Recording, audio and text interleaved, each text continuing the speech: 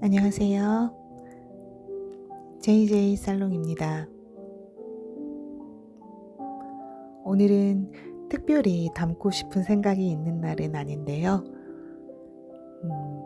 정말 이제 할 말은 없는데 무언가를 말하고 싶은 그런 날입니다. 그래서 주제도 없는데 모니터 앞에 한번 앉아 보았습니다. 왜냐하면 살다 보면 여러분도 이런 날들이 있을 것이고, 그래서 먼 훗날에 이런 날을 통과하고 계신 구독자분이 이 에세이를 들으며 그래, 다들 그렇게 사는구나. 시간차는 있지만 나 혼자 밟았던 길은 아니다. 어쩌면 각자 다른 일상 속이지만 우리는 결국 같이 가고 있다 하는 그런 느낌이 들 수도 있을 것 같아서 주제없이 한번 앉아보았습니다. 사실 제가 생각을 쌓아 올리는 것도 이 생각들이 당장은 아니라도 언젠가는 분명히 여러분의 생각과 교차하며 다른 시간, 다른 공간 속에서 서로 접속하게 될 거라고 믿기 때문이거든요.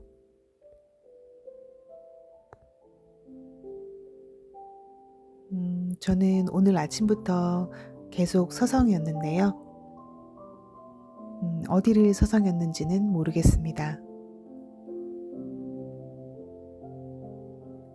겉으로 이어지는 일상은 평소와 같은데 그저 왠지 뭔가 할 말이 있는 사람처럼 짚고 넘어가야 할 것이 있고 해결하고 넘어가야 할 것이 있는데 무엇을 짚어야 할지, 무엇을 해결해야 할지 모른 채 어떤 입구 앞에서 서성이고 있습니다.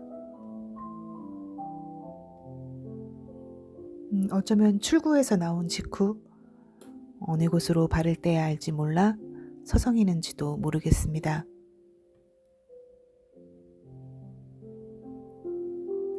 아마 여러분도 살다 보면 이런 날 있지 않을까 싶습니다. 그래서 저는 그럴 때 다들 어떻게 넘어가고 계신지 궁금하기도 해서 이렇게 모니터 앞에 앉은 것 같습니다.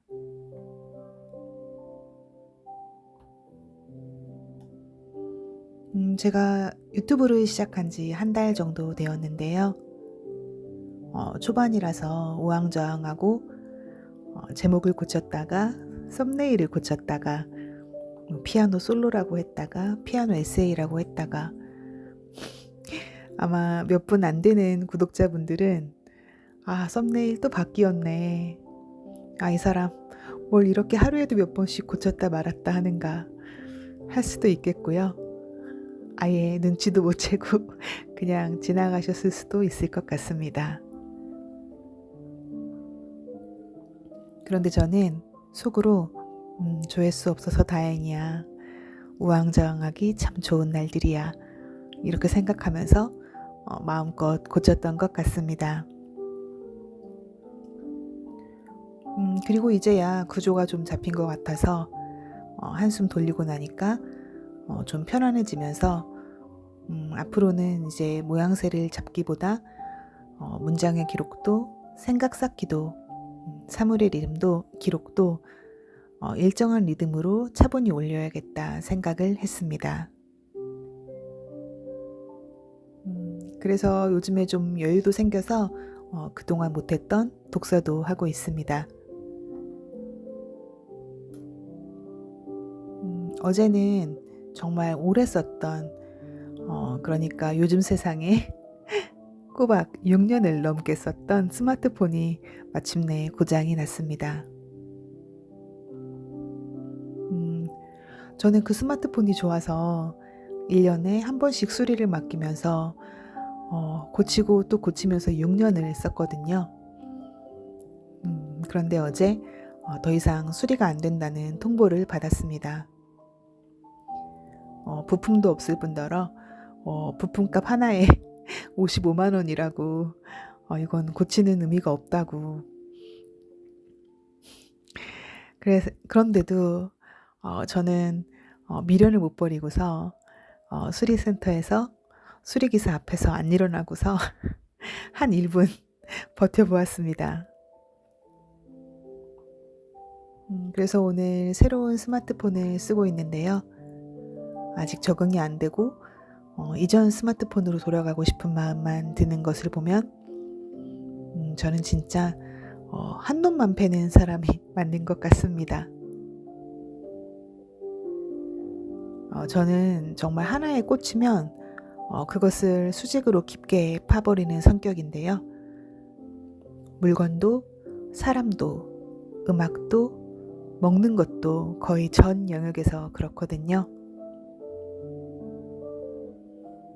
과자도 하나 꽂히면 한 3년 정도는 그것만 먹으면서 아주 다시는 먹고 싶지 않을 정도로 먹은 후에 아주 그냥 정이 떨어지고 너무 물리다 싶을 때 딱 끊습니다.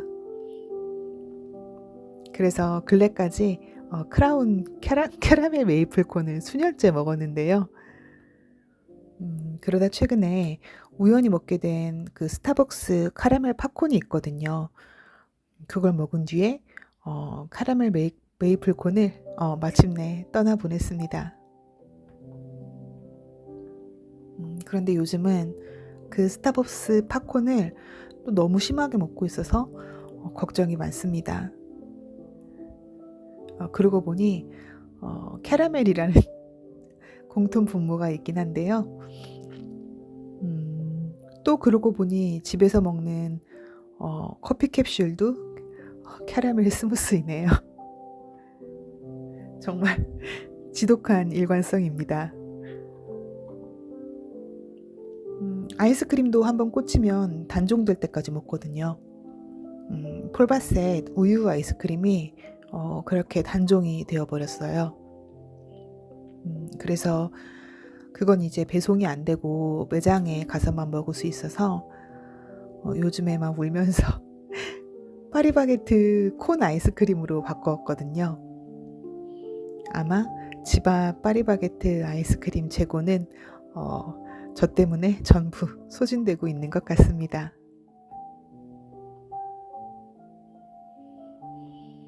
그리고 사람도 한번 사랑하면 다른 건 아무것도 보지 않고 끝까지 사랑하는 것 같고요. 질리거나 하지는 않는 것 같아요. 대신 어느 순간 아니다 싶을 때는 영원히 안 봅니다. 그래서 헤어진 사람들하고는 단 한순간도 더 마주한 적이 없는 것 같습니다. 책임도 한번 지면 제 자신을 다 소진할 때까지 과하게 지는 것 같고요. 소설을 좋아하기 시작해서 소설을 파고 다니다가 이제는 그것 없이는 안 되는 상태가 되었고요. 그래서 또 문장의 기록 같은 문학 비평과 개인 에세이 사이의 경계에서 절묘하게 줄을 타면서 저만의 뷰를 내놓을 수 있는 것도 아마 이런 습성이 누적된 결과이자 거의 필연이 아닌가 싶습니다. 또 보시다시피 루이비통 소품에 꽂혀가지고 하나하나 소품을 구비하면서 모아둔 게 많아서요. 아직 소개할 것들도 넉넉하게 있고요. 그 밖에도 한번 꽂힌 옷, 물건 등이 있으면 그 순간 자동으로 제 기대 수명을 계산한 뒤에 그에 맞게 다량으로 구매해서 남은 인생의 품목 하나를 확정시키고 또 제외시킵니다. 그 영역에서의 소비는 이제 평생 없는 것이 되는 겁니다.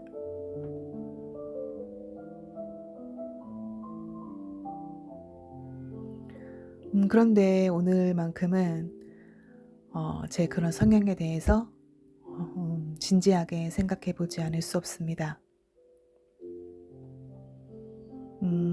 제 뿌리 깊은 이런 고질적인 성향은 제 삶에 어떤 결과를 가져왔을까요?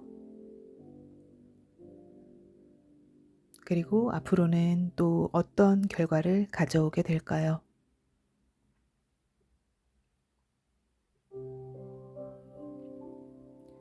한 개인의 인생에서 타고난 성향은 변하지 않는 상수인 것 같습니다.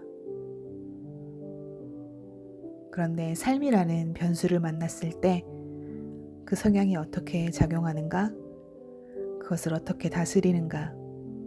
어떻게 녹여내는가? 그에 따라 그 사람의 사는 풍경이 달라질 텐데요. 요즘 저는 나이가 나이니만큼 제가 사는 풍경을 조금 멀리서 바라보게 됩니다.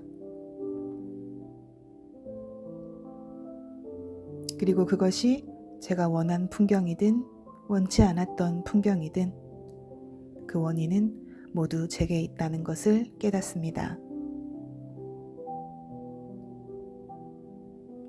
아마 오늘의 이 서성임도 제가 지닌 그런 속성이 아주 오랜 시간 누적되어 만들어 온 결과가 아닌가.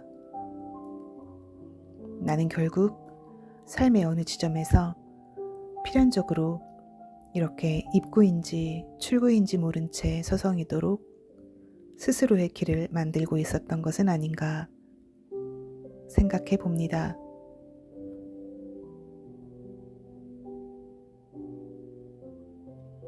주제가 없는 에세이였는데 모니터 앞에 앉을 때 정한 제목은요.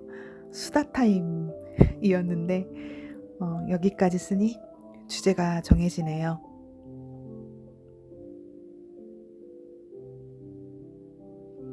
썸네일은 한 놈만 패는 사람으로 하겠습니다.